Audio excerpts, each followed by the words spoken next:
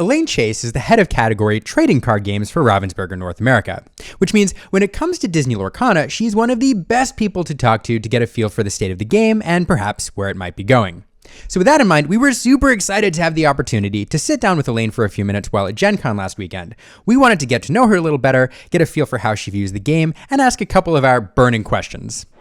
Hi everybody, we are here at GenCon today and I am so excited to be sitting down with the amazing Elaine Chase. Thank you so much for taking time to chat with me today. Thanks for having me.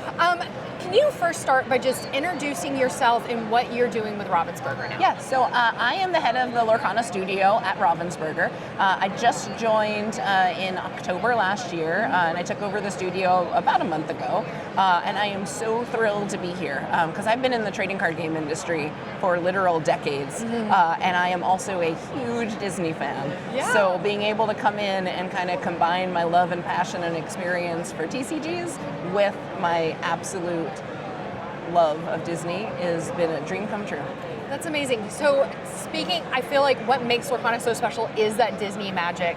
So let's start there. When did you first fall in love with Disney and what makes Disney so special to you? Oh, I've been a Disney fan my whole entire life, right? Like I remember going to see movies at the drive-in theater, you know, with my parents in our VW camper van, right? And, you know, setting up stuff in front and just watching things. So it has always been there. I am a child of the 70s, so I saw all those, you know, movies way back then. And it's just been a part of my entire life.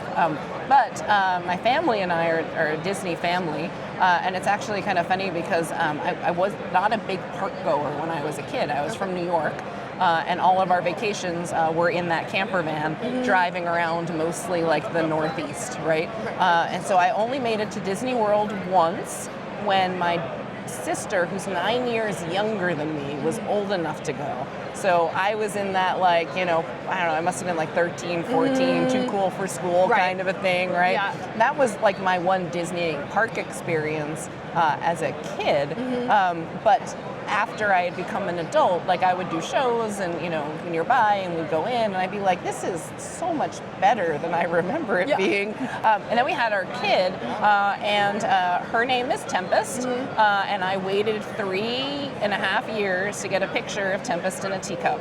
And now we have many years of Tempest in teacups, and it's just fabulous. It's just been a whole part of, you know, every year we go. We've been to parks all over the world together, and it's just been a really very special part of, you know, kind of who we are as a family unit. Yeah, that's so wonderful. I love that that's so much part of this game is the family aspect and that Disney magic. Speaking of magic, can you talk a little bit about what experience do you want players to have when they hold a Disney Lorcana product in their hands for the very first time?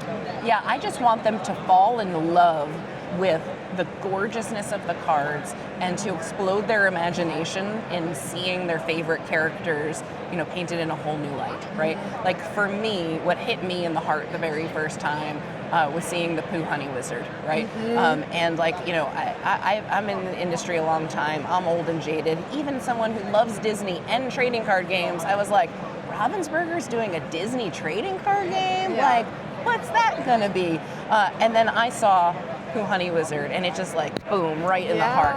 And I was like, I didn't know I needed this in my soul, and it was just fabulous. And I want everyone who holds a Lorcana card for the first time to have that experience and that feeling. That is such a beautiful experience. I think I had that when I saw this guy for the first time. Yeah, right? Was seeing a character that you love in this reimagined this new way in custom artwork for this game. It's such a beautiful thing. Okay, let's kind of go into those player bases. Here in the Lorcana community, we kind of have three main communities. We have our collectors, our casual players, and our competitive players. When y'all are developing the game and thinking about the game, how are you balancing those three audiences? Yeah, that's a great question. I actually have a little matrix that sets up, that talks about like, you know, what do we have for each of those groups specifically, right? It's like, what do we have for the social player? What do we have for the competitive player? And what do we have for the collectors? Because we want to make sure that all three of those groups have just the best possible experience every time we come out with a set, right?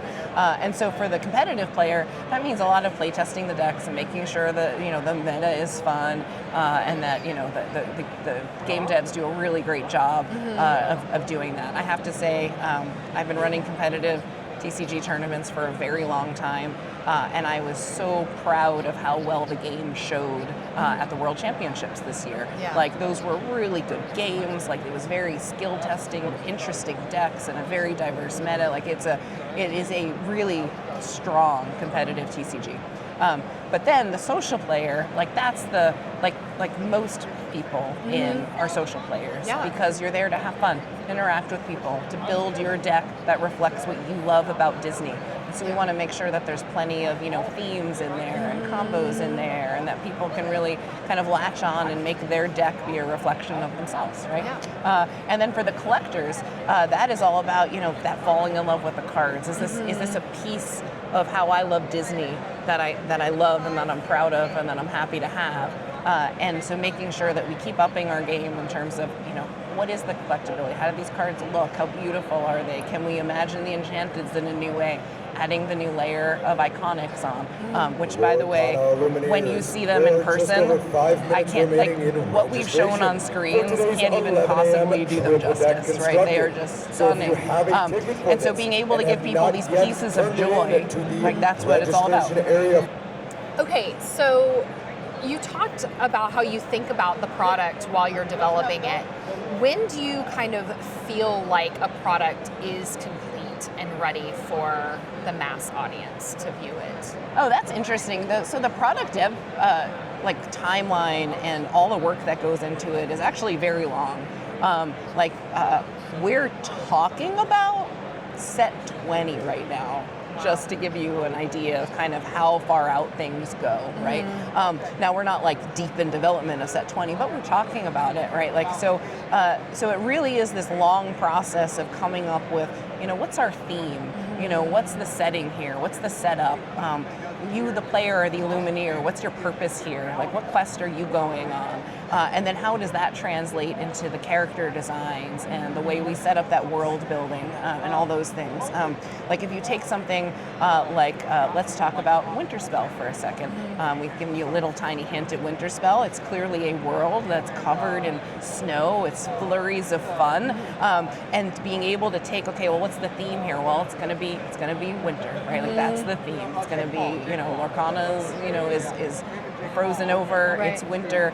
There's a purpose that you'll find out later. But then we take that theme and the purpose and we start saying, okay, well, now what does it look like here? What would the characters do here? What will they be here? And I think that key art that you've seen of, you know, Stitch and Angel, you know, having the snowball fight, you know, on the snowboard, like, that to me is the epitome of how you take this idea of a theme and a setting and a setup, and then how do you apply it to these beloved Disney characters in a way that you've never seen before. So you said we're talking already about set 20 at Ravensburger, which means there's so much lead time, and you're receiving constant feedback from the community about what the community wants and what we feel like we need. How are y'all incorporating fan feedback into your work going forward? Yeah, so it does take a long time from like nothing to something, but our team is filled with a huge number of very talented and experienced folks, and it's hard to believe that Lorcana's only been out for 2 years, and there is so much more for us to build and deliver, and I'll be honest that a lot of what the fans are all asking for are things that we want too, and there's a lot of things that are already in our roadmap, because yes, like, we expect and want and are striving for the Disney Lorcana TCG to be around for decades, right? And so there is so much more time and opportunity for us to keep growing and building and evolving in there. That's when it comes to product development, right?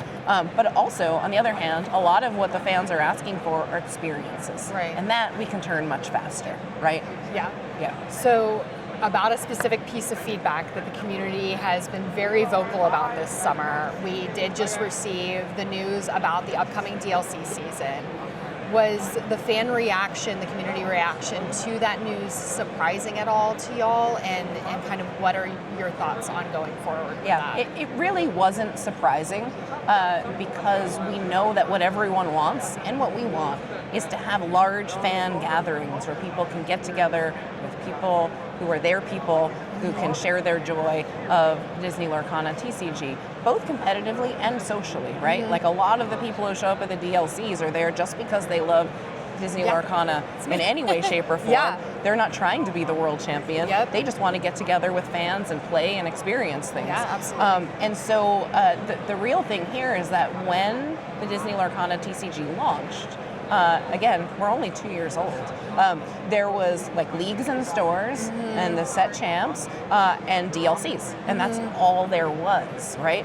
And what people really wanted is those big fan gatherings, and the only word that the community has for that is a DLC. I want challenges, give us more challenges, give us more challenges. And I hope what you can see with the CCQs and with all of those partner events that are out there, that what we're actually building is a portfolio of events for different kinds of gatherings, for different kinds of fans that are actually spread out all year. And there's a lot more to gathering with your fellow fans than just DLCs. Now that said, I do know that people specifically also want DLCs. I'm not oblivious. But ultimately, right, that level of competitive play, we want to be able to focus people. So every time a set comes out, there's a key event in each one of the regions, right, that everyone works for and practices for at their local game stores, in their Ravensburger Play Hub locations, right? They practice it out. They get together at those third-party events and those CCQs, and then those DLCs are these special top-level gatherings, that kind of happen in your region one time, per set on that kind of cadence. So y'all just launched the Ravensburger Play Hub, which you just mentioned, the RPH. How do you think RPH is going to help facilitate community gathering and some of these things that you just talked about wanting to accomplish? Yeah, well, your friendly local game store is the heartbeat of the Lorcana community, right?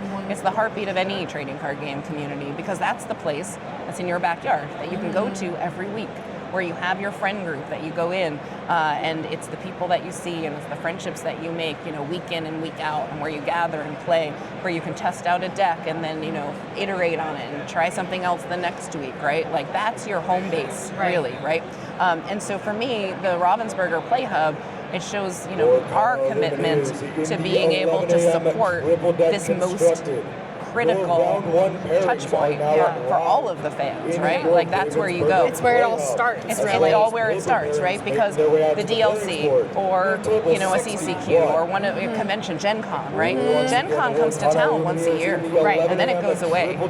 And it's fantastic when we're here, but you can't come to GenCon next weekend, or the weekend after that, or the weekend after that, right? The place where you come back to week in and week out is your local game store. So for us, that's the cornerstone of everything that we offer. So another piece of feedback that I feel like I've heard a lot from the community, and in fact a gentleman just stopped us in the hotel this morning and asked us about it, is kid play.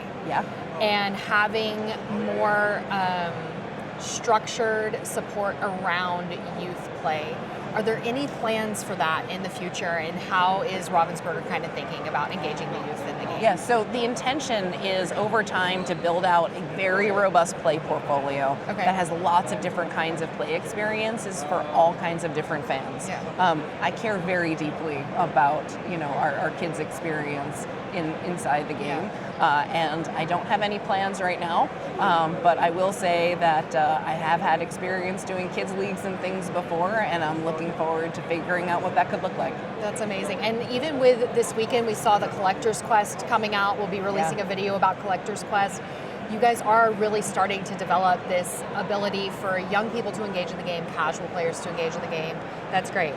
Okay, so the final thing. I have a list of 8 rapid fire questions. First thing that comes to mind. 8? Yeah, they're going to be really fast. Okay, all right, hit me. Okay, ready? Chip or Dale? Chip. Hero or villain? Villain. What is the best ink pair? What's the best what? Ink pair. You got me stumped on that one because I love them all. Pass. Okay. Pass. No favorites. No favorites. Dole Whip or Churro? Churro. Space Mountain or Thunder Mountain? Space Mountain. World or Land? Land. If you could be an ink color in real life, which one would you be? Amethyst. And you get one visit. You can either go to the Great Illuminary or the real Disney Vault. Great Illuminary, because maybe I could summon a glimmer of the Disney Vault. Oh, look at that. Oh, loophole. Well, thank you so much, Elaine. Oh, we thank really you so much for appreciated having it. me. Yeah. Thank you all for tuning in, and we'll see you again next time. Bye.